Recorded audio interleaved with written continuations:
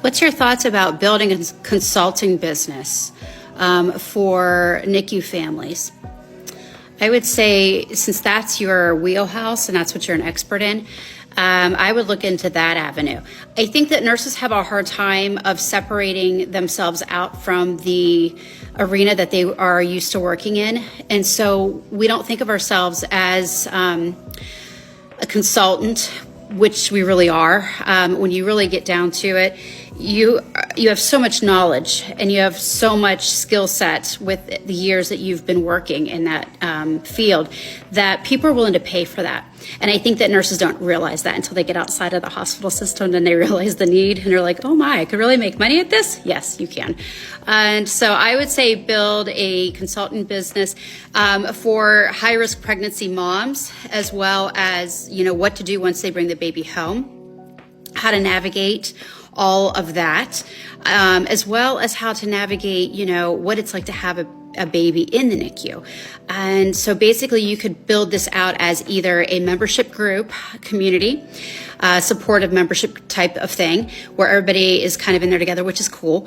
And memberships are huge right now. And you could do that. Or what you could do is you could also just build an informative, educational type of business where you build this business and you just have all of your documents created in PDF format or whatever you want to create it in, and basically have these created that people purchase your packages. And you could package, I like packages, you could have them purchase it as a package, and they basically would have all of the knowledge right there, stuff that would explain what to expect with the NICU, what to expect when you bring the baby home.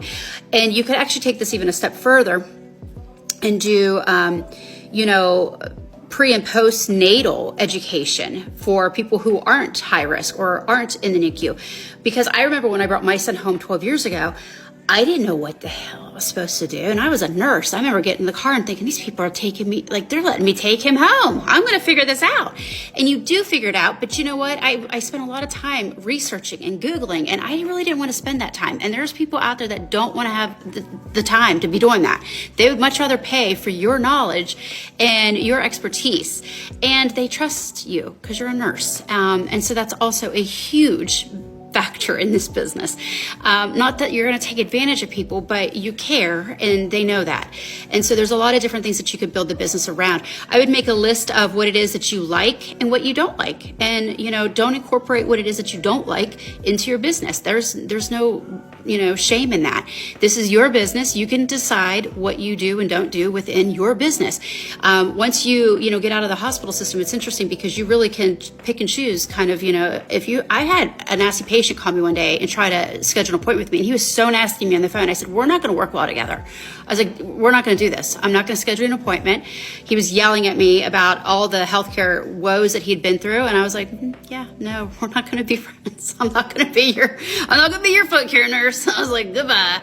I was like, you can take it on down the road, buddy. And that's what you can do as a business owner. It's not poor business practice. It's standing up for yourself and recognizing that you're worthy of respect and you are worthy of, being paid for your knowledge. And I think that's something that nurses have a hard time understanding, is that we do have a lot of knowledge and a lot of skill set that we should be able to charge independently for.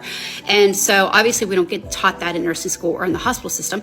And they're going to tell you, no way, you can't do this. You can't do any of this. That's crazy. How could you ever do this? You have to bill insurance. And you don't want to bill insurance. You want to do everything as a private pay business model, because if you bill insurance, you're going to be chasing money and pennies and you're going to drive yourself crazy. That's what's wrong with the healthcare system right now. Anyway, I digress. So anyway, I hope that helps. Hopefully that'll get the wheels turning a little bit. I would start with what it is that you like and what you don't like, and kind of start, percolating on what it is that you would like to build your business about, what you would like your hours to be, what you would like to create for you and your family, and what the schedule would look like. Would this be primarily, something that you would do work from home?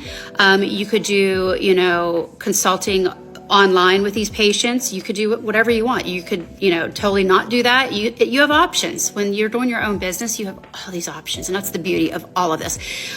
So think about that and let me know if you have any questions. I hope that helps. All right. See ya.